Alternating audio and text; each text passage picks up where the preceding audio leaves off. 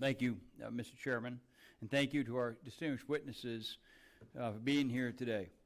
As we evaluate the state of Syria following the fall of the dictator Bashar al-Assad, we must ensure that the U.S. continues to support our allies in the region.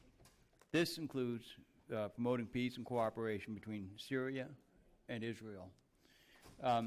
Dr.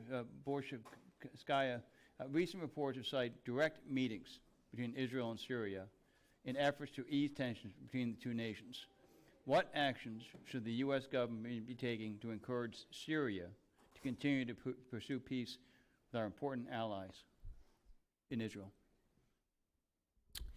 I think the United States can continue to stay engaged diplomatically and signal to Israel that a stable Syria is a stable whole Syria, Syria that's not weak and divided, is also in Israel's interest.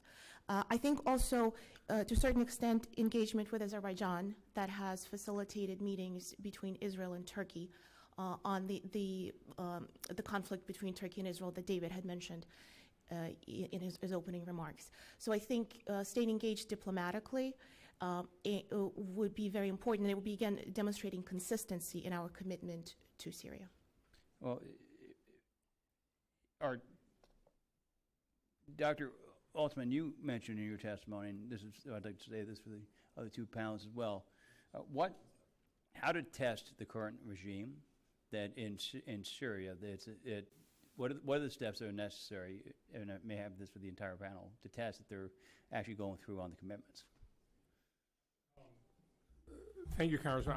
I think we need lots of tests. I think we have to test them continually on how they treat various minority communities, how they treat jihadis. And the jihadi issue is difficult because, as we know in Iraq, firing all the members of the Ba'ath Party helped create an insurgency in Iraq. You don't want to have that.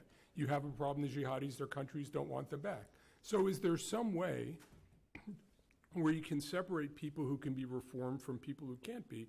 I think this is something we should be working with allies and partners to continually evaluate. I don't think there's any test that's going to make me comfortable and feel we can start ignoring things in Syria. I think what we have to do is we have to work with the Syrians and work with others to come up with a wide array of things, a constant set of report cards, and talk about where this is going, where do we have to nudge it, and where are things encouraging, and we want to encourage them further. Israel's safety and security is paramount. So how do we ensure that, Mr. Schenker, what steps has the U.S. taken to support counterterrorism efforts in the Middle East? Well, there is an ongoing liaison, Congressman, between between Syria and the United States.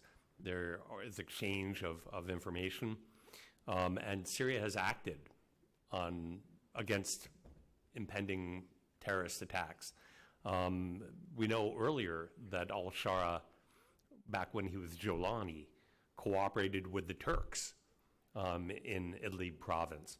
So this type of ongoing intelligence, and this makes not only Syria safer from ISIS, but also makes Israel safer. At the same time, we now see what appears to be the beginnings of communications between the al-Shara administration and the government of Israel.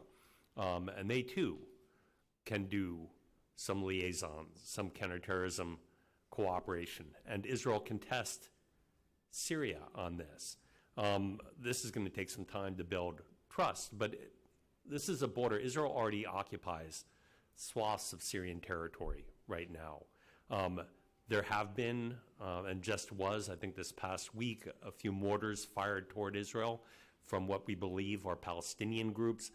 Israel says they're going to hold the al-Shara government responsible.